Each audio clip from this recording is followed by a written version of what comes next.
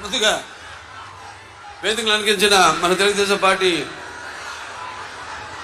జాతీయ అధ్యక్షులు శ్రీ నారా చంద్రబాబు నాయుడు గారికి, అలాగే జనసేన పార్టీ అధ్యక్షులు పవర్ స్టార్ సోదరుడు పవన్ కళ్యాణ్ గారికి, అలాగే వేదిక మీద ఉన్న తెలుగుదేశం పార్టీ మరియు జనసేన పార్టీ నాయకులకు, అలాగే వేదిక ముందున్న తెలుగుదేశం పార్టీ మరియు జనసేన కార్యకర్తలందరూ కూడా, అలాగే ఈ యొక్క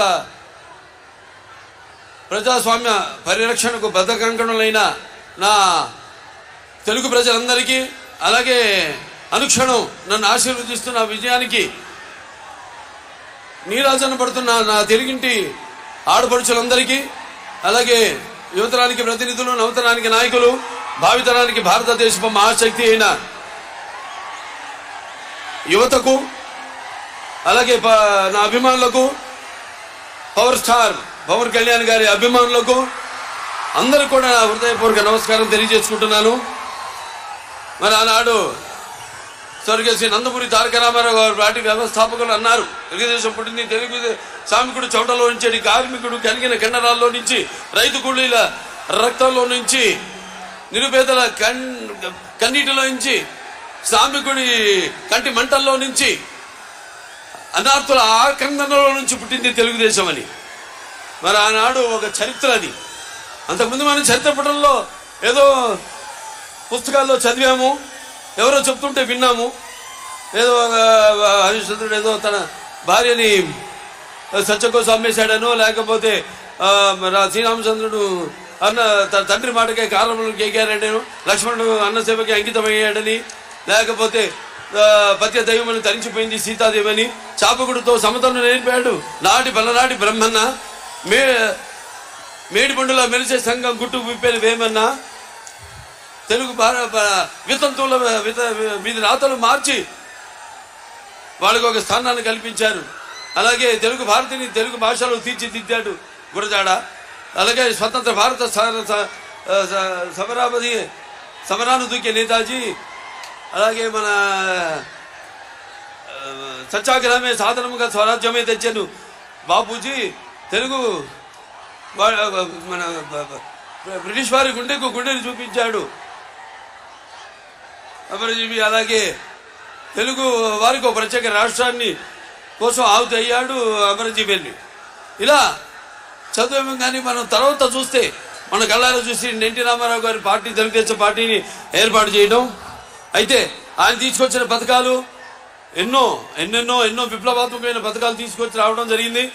అలాగే వెనక అంతవరకు ఈ పదవుల్లో లేని, అధికారంలో లేని ఈ బడుగు బలహీన వెనకబడిన తరగతులు, అలాగే తాడిత పీడిత కులాలు, మైనారిటీలందరినీ కూడా చేయూతనిచ్చి తీసుకొచ్చి అధికార పీఠాన్ని మీద కూర్చోబెట్టిన మహానుభావుడు నందమూరి తారక రామారావు గారు.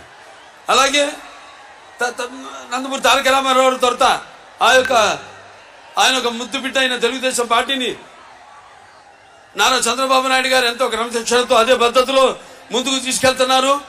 తెలుగుదేశం పార్టీకి ఉన్న బలం తెలుగుదేశం కార్యకర్తలు. ఏ ప్రపంచంలో ఏ పార్టీకి లేనని కార్యకర్తలు మన తెలుగుదేశం పార్టీకి ఉన్నారు. అటువంటి ఒక నిబద్ధతతో, ఒక అంకుట దీక్షతో, ఒక క్రమశిక్షణతో ఈ యొక్క పార్టీని ముందుకు నడిపిస్తున్నారు. అలాగే ఈ యొక్క రాష్ట్ర అభివృద్ధి కోసం, సంక్షేమం కోసం, అన్ని తరగతుల సంక్షేమం కోసం ఎన్నో అభివృద్ధి కార్యక్రమాలు అటు రామారావు ఉన్నప్పుడు దాంతో చంద్రబాబు నాయుడు గారి నాయకత్వంలో ఎన్నో అభివృద్ధి కార్యక్రమాలని, పథకాలని ప్రవేశపెట్టడం జరిగింది. ఇక చెప్పుకుంటూ పోతే కోకొల్లలు. ఇక ప్రస్తుతం ఉన్న ప్రభుత్వం చూస్తున్నాం, అన్ని వ్యవస్థలను నిర్వీర్యం చేసేసి ఇవాళ చంద్రబాబు నాయుడు గారు అన్నారు, ఆనాడు మనం ఇవాళ చూస్తున్నాం విద్యార్థులకి స్కూల్ ఫీజు రియంబర్స్మెంట్ లేకుండా చేసి, అలాగే డ్రిప్ ఇరిగేషన్ రైతులకైతేనేమి, ఇప్పుడు మేము హిందూపూర్ మా రాయలసీమలో 90% ఆనాడు చంద్రబాబు నాయుడు గారు డ్రిప్ ఇరిగేషన్కి ఈ సబ్సిడీ ఇస్తే, అలాగే 50 లక్షల ఎకరాల భూమికి ఆయన ఈ డ్రిప్ ఇరిగేషన్ ఇస్తే, ఈనాడు అసలు మొత్తం ఆ రైతు ఉనికి లేకుండా చేస్తుంది ఈ యొక్క ప్రభుత్వం. ఇలా చూసుకుంటూ పోతే విద్యారంగంలో మన కిలోమీటర్కి ఒక ప్రాథమిక పాఠశాల, అలాగే ఒక 3 కిలోమీటర్లకి ఒక అప్పర్ హై స్కూలు, అలాగే 5 కిలోమీటర్లకి ఒక హై స్కూలు, అలాగే ఒక మండలానికి ఒక రెసిడెన్షియల్ స్కూలు, ఇలా చూసుకుంటూ పోతే అలాగే ఒక డివిజన్కి ఒక ఇంజనీరింగ్ కాలేజు, అలాగే ఒక మండలానికి, అలాగే ఒక జిల్లాకి ఒక మెడికల్ కాలేజు, ఇలా ఎన్నెన్నో ఇంజనీరింగ్ కాలేజీలను మెడికల్ కాలేజీలను ఇవ్వడం జరిగింది. అందరికీ వాళ్ళు చదువుకునే ఒక వెసులుబాటును కలిగించడం జరిగింది పేదవాళ్ళకు కూడా. అటువంటి వాళ్ళు మనం చూస్తున్నాం. ఏదో ఒక మహాకవి చెప్పిన కవితోడు గుర్తుకొస్తుంది.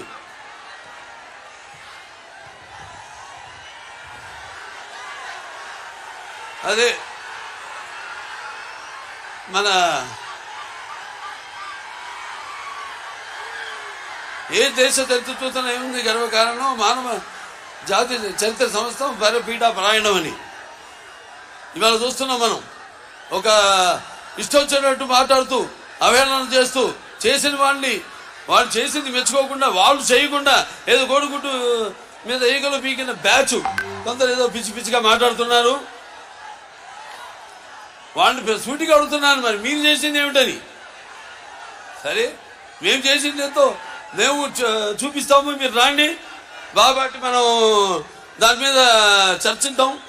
మీరు రండి, వాళ్ళు రారు. కానీ ఇష్టం వచ్చినట్టు వాళ్ళు ఏదో అక్కడ అధికార పీఠం మీద కూర్చుని ఏదోదో వాళ్ళ ప్రగల్భాలు లేనిపోయి ఇవన్నీ గొప్పలు చెప్పుకుంటూ, అలాగే ఈ యొక్క ఏదైతే నాడు బ్రిటిష్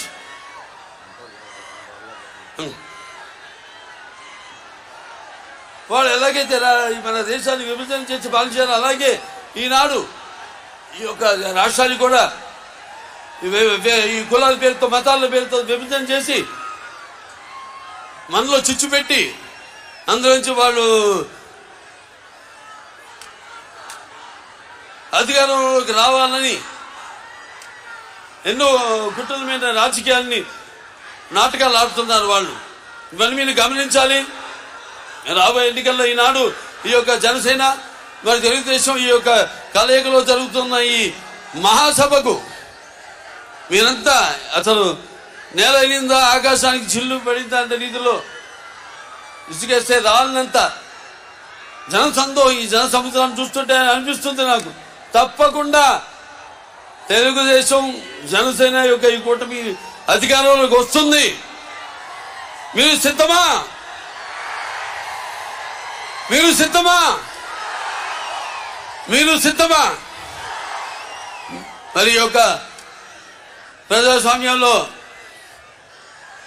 మీకున్న ఆయుధం ఓటు, ఆయుధాన్ని మీరు సద్వినియోగం చేసుకుని రేపు జరగబోయే ఈ ఎన్నికల కురుక్షేత్ర సంగ్రామంలో మీరు మరి ఈ యొక్క తెలుగుదేశం ఈ యొక్క జనసేన యొక్క కుటుంబాన్ని మీరు ఆశీర్వదించి మీకు కావలసిన జవాబుదారీ ప్రభుత్వాన్ని మీకోసం అహర్నిశలు శ్రమించే మీకోసం రాష్ట్ర అభివృద్ధి కోసం, మీ యొక్క భవిత కోసం, మీ పిల్లల యొక్క భవిత కోసం మీరంతా కూడా ఈ యొక్క కూటమిని ఆశీర్వదించాలని, మీకు కావలసిన సుస్థిరమైన ప్రభుత్వాన్ని మీరు ఎన్నుకోవాలని కోరుకుంటూ మరొకసారి ఈ యొక్క సభకు విచ్చేసిన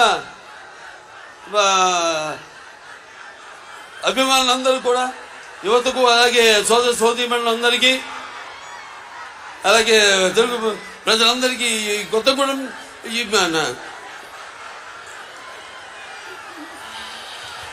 ఇక్కడ ఎంతో నాకు అనుభవం ఉంది ఈ యొక్క ప్రాంతంతో. ఒకప్పుడు మన వీడి ఆంజనేయులు గారు అయితేనేమి, అక్కడ నారాయణ స్వామి గారు అయితేనేమి, అప్పుడు తెలుగుదేశం పార్టీలో ప్రచారంలో ఒక భాగంగా నేనంతా ఇక్కడ ఈ ప్రాంతం అంతా తిరగడం జరిగింది. తాడిపల్లిగొండ ప్రాంతం అంతా కూడా. సో మీరు చూపిస్తున్న ఒక నటుడిగా అయితేనేమి, ఒక రాజకీయ నాయకుడిగా అయితేనేమి, ఒక ప్రతినిధిగా అయితేమి, ఒక బెత్స తారక American cancer hospital research institute ఒక చైర్మన్గా అయితేనేమి, మీరు చూపిస్తున్న మీ అభిమానానికి నా కృతజ్ఞతలు తెలియజేసుకుంటూ నేను సెలవు తీసుకుంటున్నాను. జై భారత్, జై తెలుగుదేశం, జై జనసేన.